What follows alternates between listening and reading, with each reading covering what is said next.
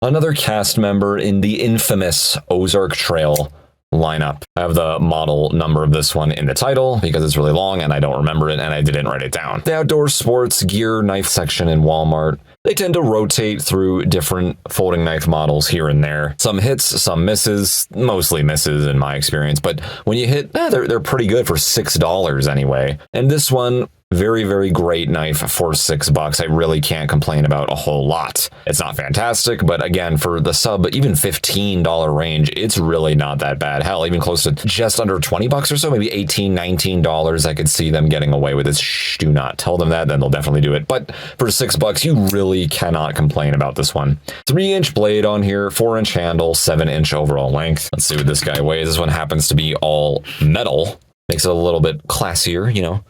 Makes it seem a little bit higher quality than it really is. My scale is saying 5.08 ounces, so it's certainly on the heavier side. It's not going to be the most practical with that weight alone. Ozark Trail sells a handful of different models, and again, they rotate through them, but this is certainly one of their heavier ones. They're usually a little under 4 ounces. Medium-sized folder, pillar construction, as you can see right there. I'm going to talk about what this little doohickey is in just a moment. It is assisted. We have an assisted torsion bar in there. Frame lock. No lock bar stabilizer as far as I can see. However, the pod clip kind of acts as one. It's right in the way of where the lock bar would go. So lock bar stabilizer, even less necessary. They advertise this as being titanium coated on the stainless steel handles right there. Take it for what it's worth. I certainly like the coloration right here. It certainly looks like titanium. Looks like we have one liner in there, probably also stainless, the black on the right there.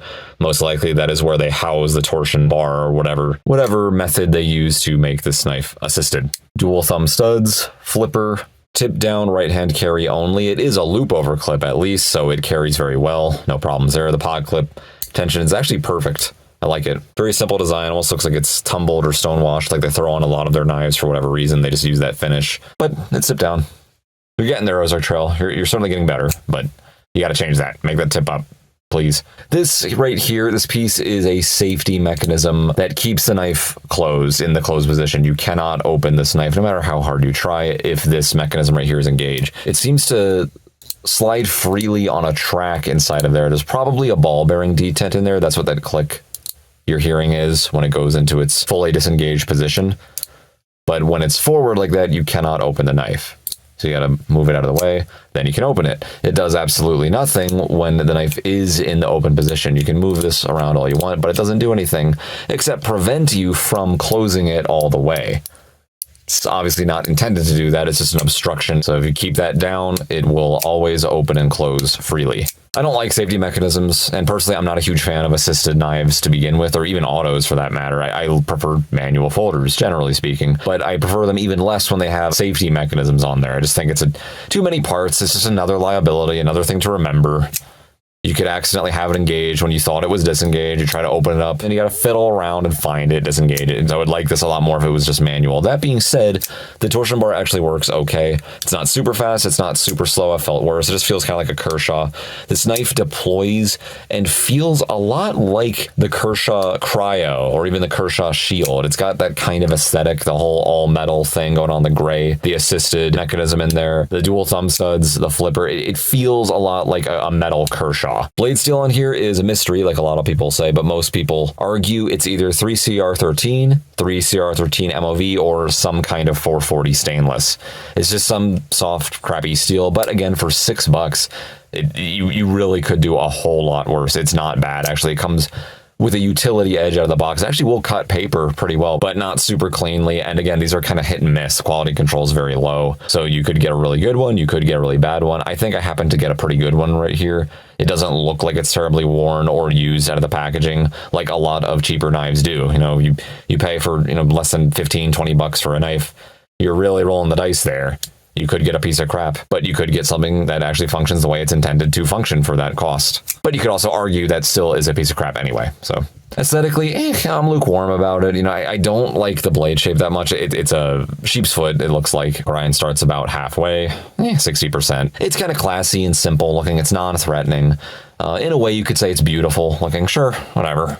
It's not ugly by any means. I just think it looks lame. But that being said, our deployment is very good. Our lockup is great. No side to side, no up and down. I'm actually very impressed. Lockup's pretty early on this guy.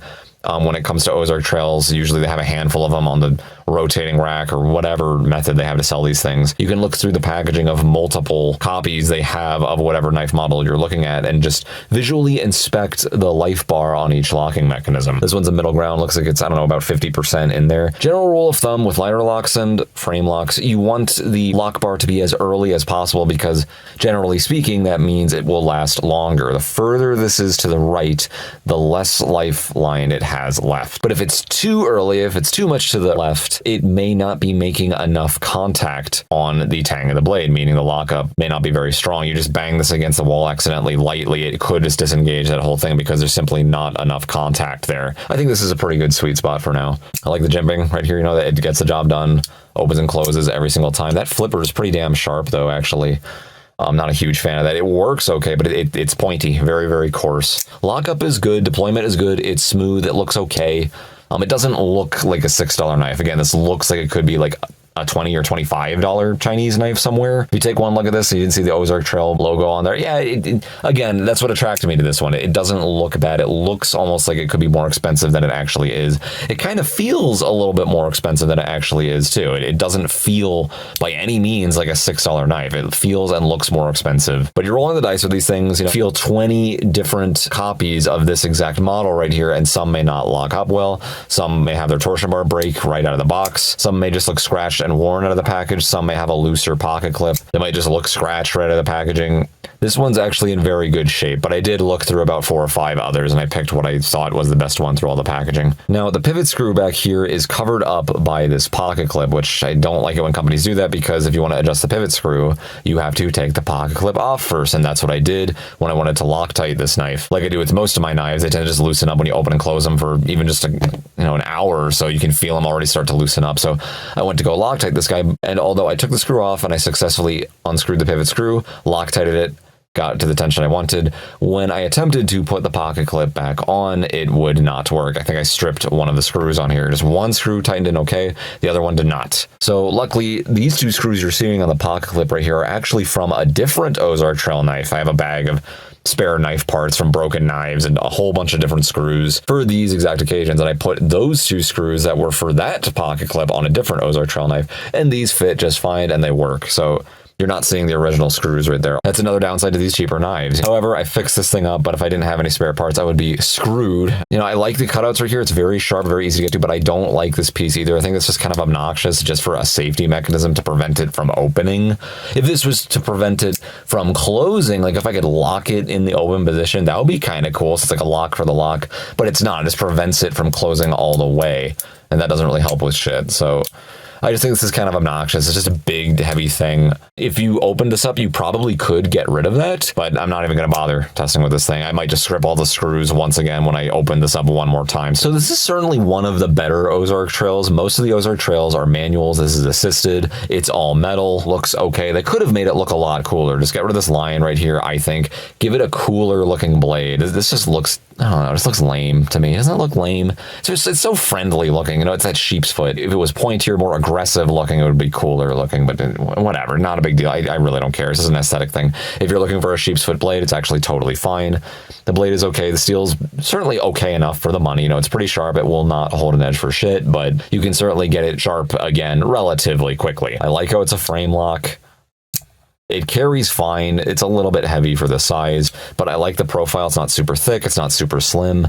It's right in that sweet spot. It's pretty elegant, simple, you know, beautiful, pretty little cheap folder. Certainly performs a lot better than you would think for a knife that's just $6, but you're not really getting a whole lot more than that. You know, if you're really strapped for cash, you just want something that looks a little bit nice, a little bit friendly, and to be functional. This knife's certainly good enough. It's not bad at all for the money. I really can't complain. There's just a handful of goof ups. I wish this safety mechanism wasn't here. I personally wish it wasn't assisted, but you may disagree. And I wish this pocket clip not only was not covering the pivot screw, but also it was tip up. They totally could have gotten away with doing that. Don't know why they didn't. Not a bad knife at all. It's certainly one of the better Ozark Trails I've had, and I do like it for the money. Pretty cool, actually. Feel free to subscribe, hit that little bell notification down below if you do not want to miss weekly knife and gun videos. There you go.